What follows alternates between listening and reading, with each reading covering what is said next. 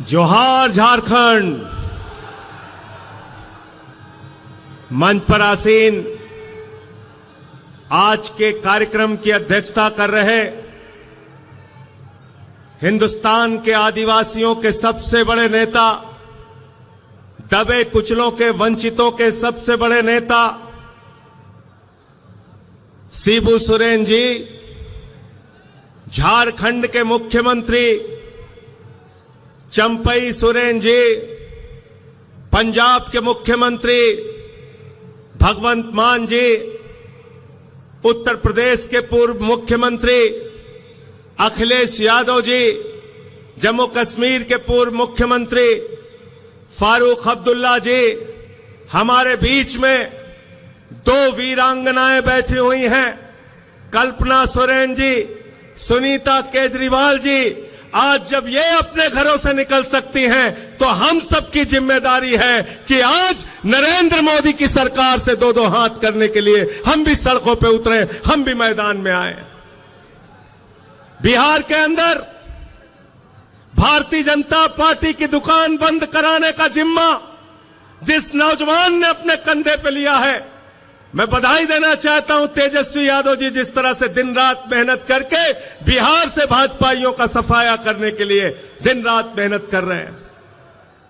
प्रियंका चतुर्वेदी जी महाराष्ट्र के अंदर इनका पूरा गठबंधन लग के भाजपा को वहां से हटाने का काम कर रहे हैं।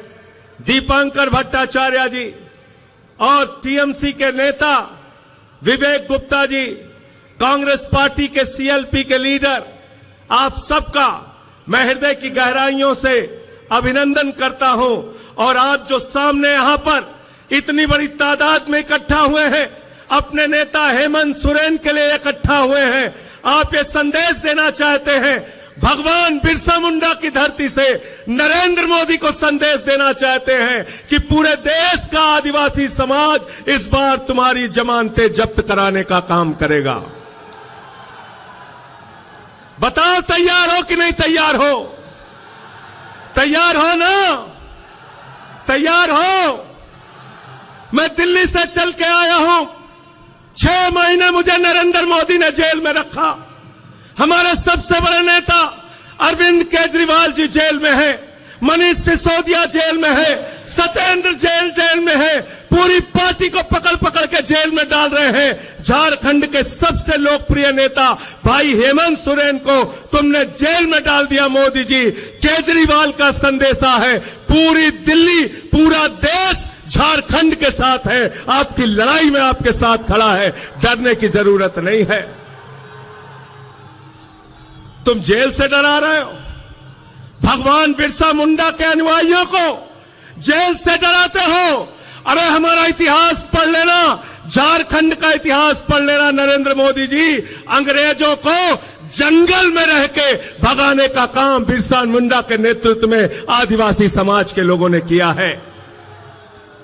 जंगल में रह के शिबू सोरेन जी के नेतृत्व में झारखंड को बनाने का काम झारखंड के लोगों ने किया है।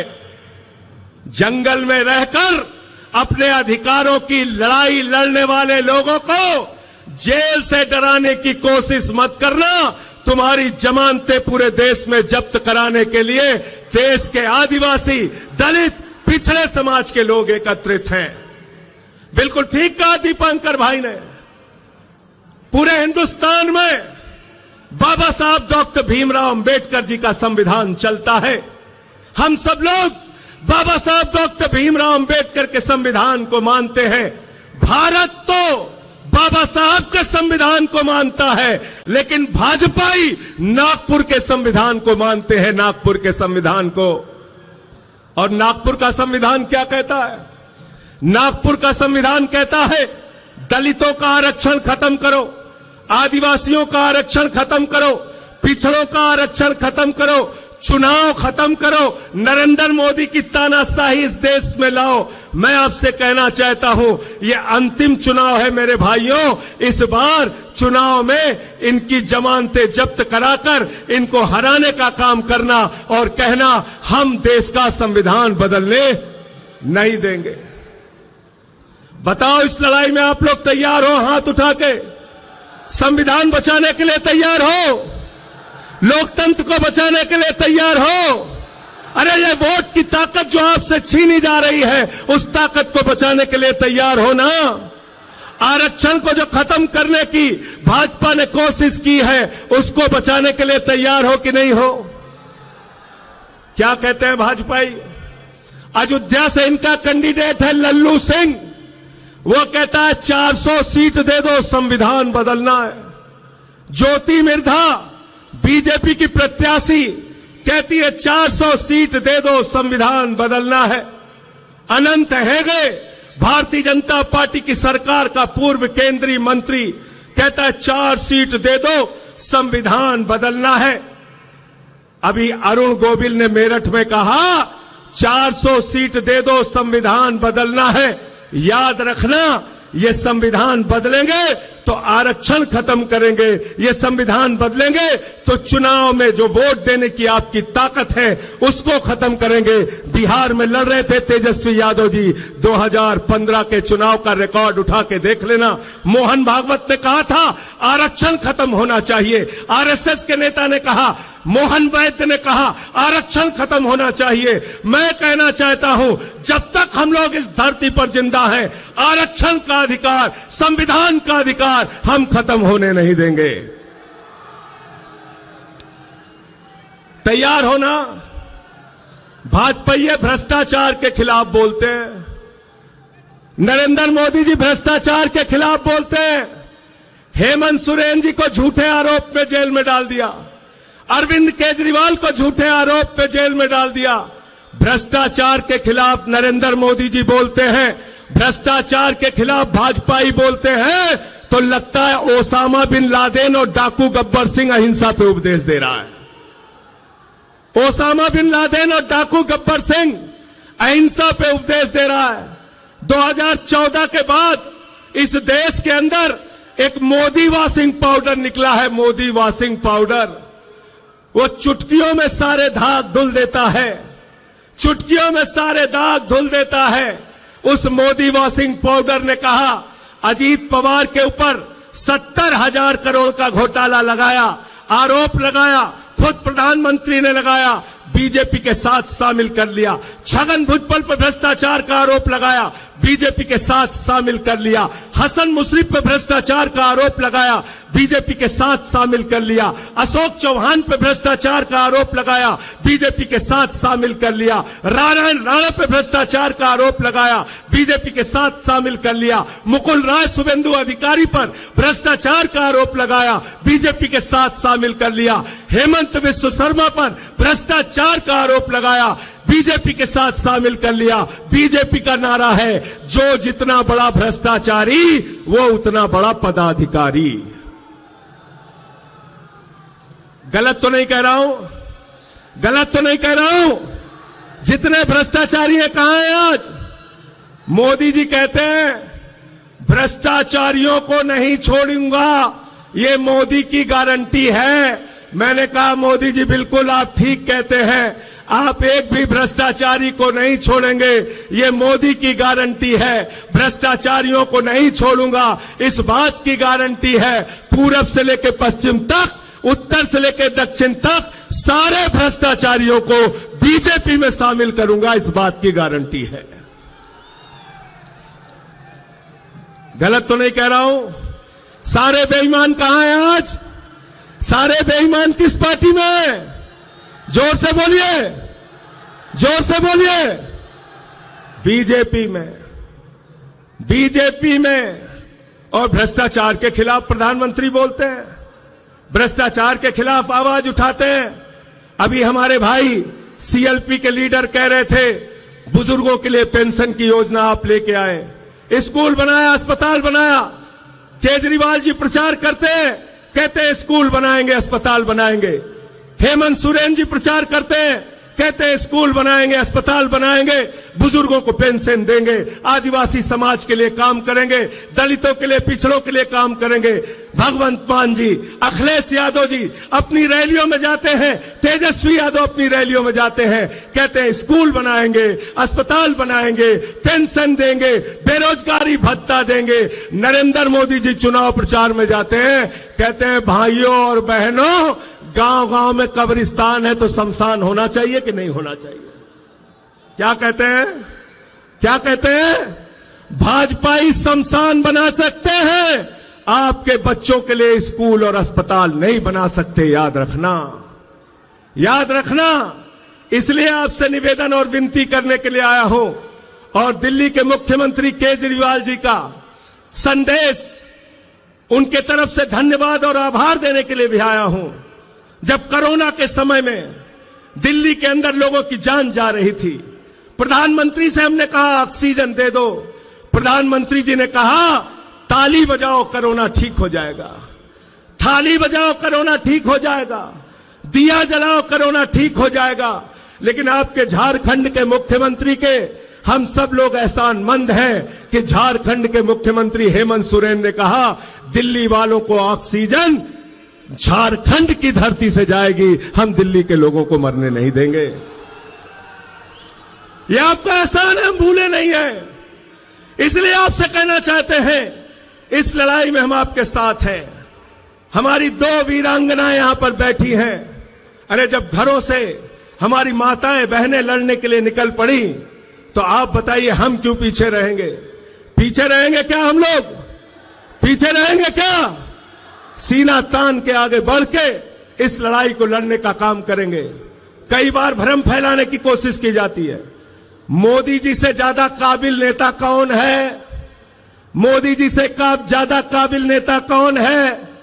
मैंने कहा अखिलेश यादव जी, भगवंत मान जी, केजरीवाल जी, या तेजस्वी यादव जी, या दीपांकर भट्टाचार्य जी, किसी से भी पूछ लो, कोई ये नहीं कहेगा कि नाली के गैस से चाय बन सकती है। कहेंगे क्या आप लोग? कहेंगे?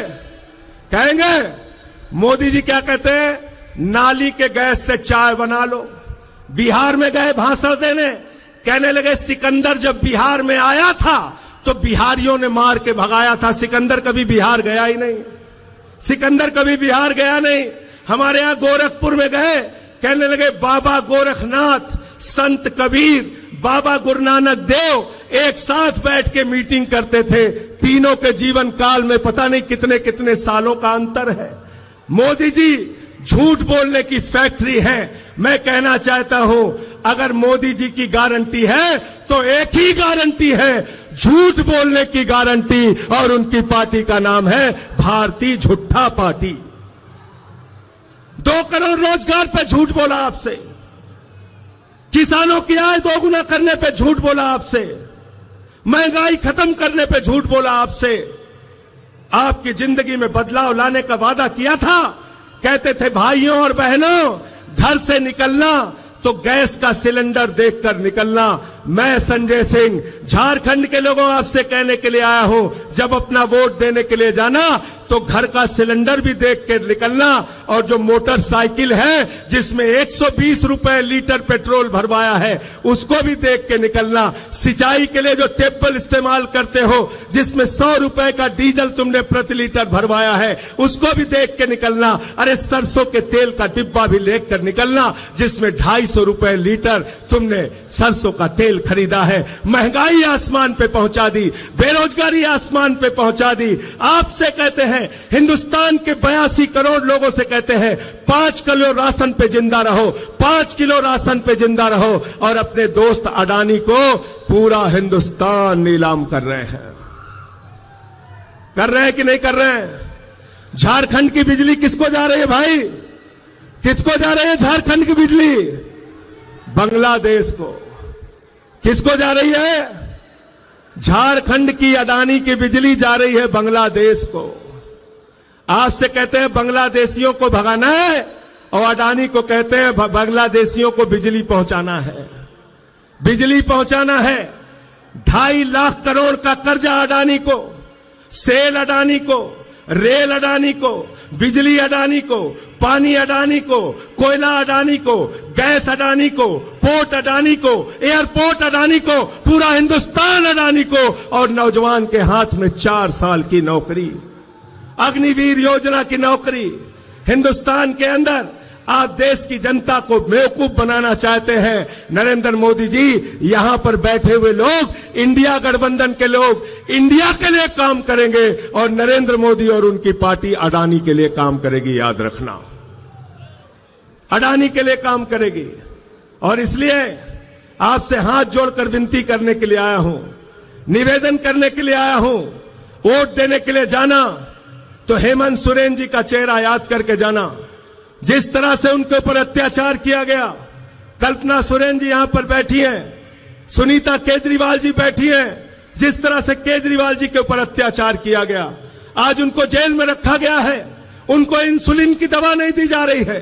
जो आदमी दिल्ली के लोगों के लिए दवा का इंतजाम करता है, आज उसको दवा नहीं दी जा रही है, इंसुलिन नहीं दी जा रही है। इस कदर अत्याचार, इस कदर जुल्म, इस तरह से तानाशाही, और देश में कहते हो 400 पार, 400 पार, अंतिम में 400 पार की हकीकत बता के अपनी बात को खत्म करूंगा।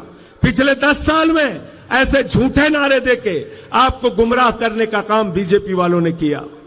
बंगाल में गए, बोले 200 पार, 200 पार, 200 पार, आई वहां पे 77 सीट। दिल्ली में गए, कहने लगे 45 पार, 45 पार, 45 पार, आई वहां पर 8 सीट। झारखंड में आए, बोले 65 पार, 65 पार, 65 पार, यहां पे इनकी 20-23 सीट आई।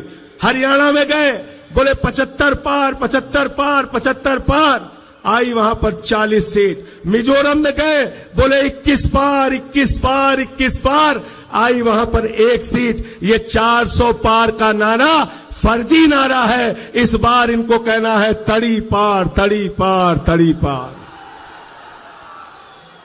400 पार को क्या कहना है आपको? क्या कहना है? क्या कहना है? क्या कहना है? तड़ी पार। इनको तड़ी पार कर देना आपकी। आप सबको सर झुका के नमन करता हूं।